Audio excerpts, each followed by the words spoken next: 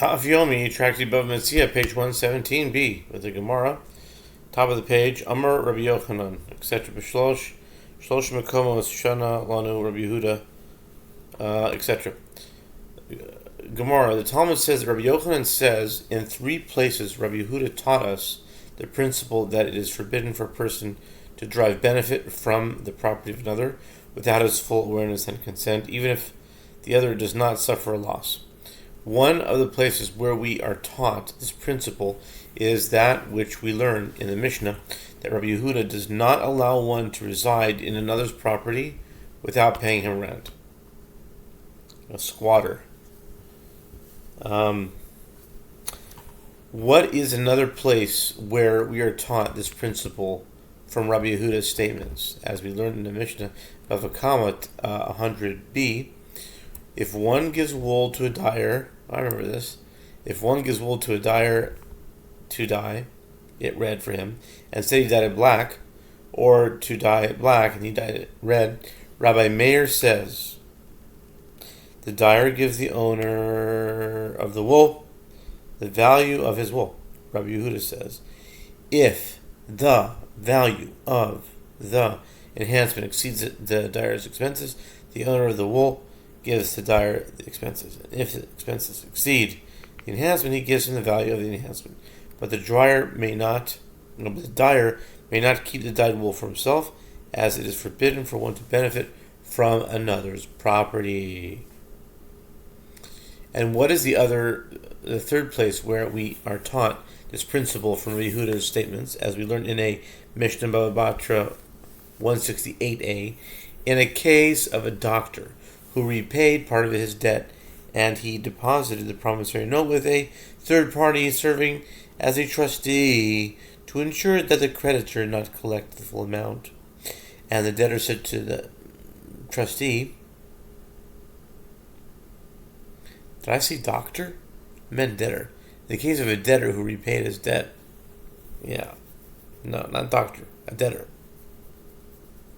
I think I did say doctor. Yeah. It's the case of a debtor who repaid part of his debt and deposited promissory note with a third party, serving the trustee to ensure that the creditor not collect the full amount.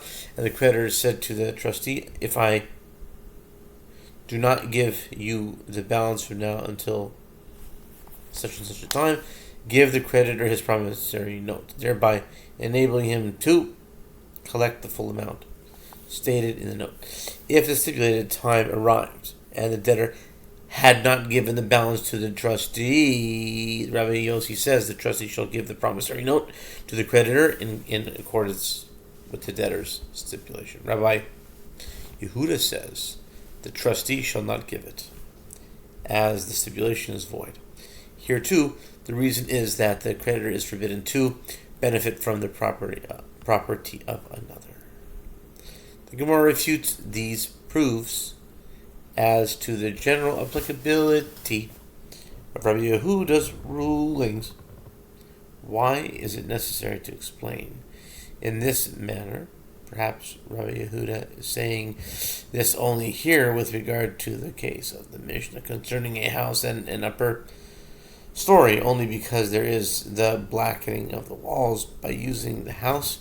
The owner of the upper story causes its walls to blacken, thereby lowering its value, and yet he will ultimately claim the value of the new house that he built. Therefore, he is prohibited from using the house without paying. Alternatively, if one attempts to prove a general principle from the case where one instructed that a dyer to dye the wool for him and for him red, and he dyed it black, it can be explained that the reason for the ruling of Rabbi Yehuda is due to the fact that the dyer is changing and deviating from the owner's instructions. And didn't we learn in a Mishnah 76a, whoever changes the terms accepted by both parties is at a disadvantage? And as for the case of the one who repaid part of his debt, there too, the reason the trustee may not transfer the promissory note is not as explained above. Rather, It is due to the fact that the transfer of the promissory note and the subsequent collection of the entire sum, if he does not pay on time, is considered a transaction with inconclusive intent. A condition that an individual accepts upon himself as an exaggerated measure that he does not expect to have to fulfill. And we heard Rabbi Yehuda, who says that an asmachta does not affect acquisition.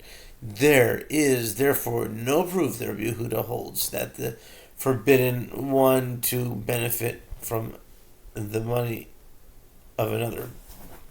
Rabbi Acha bar Ada said in the Ula. Rabbi Ada bar Acha said in the Ula.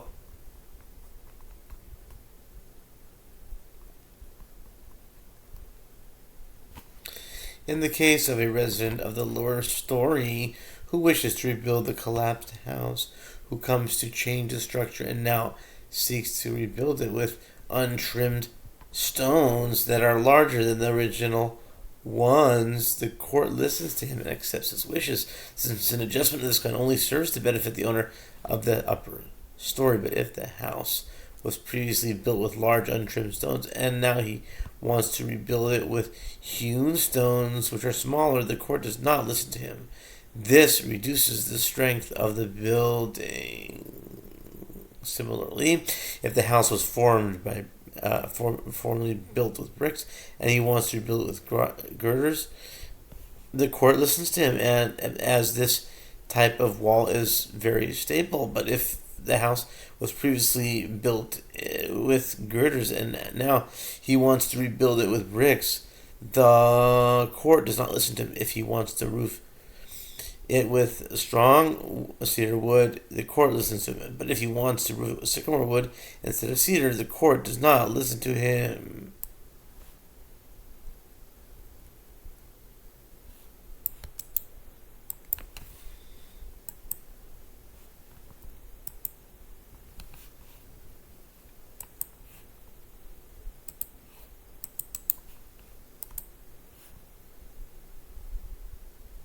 No.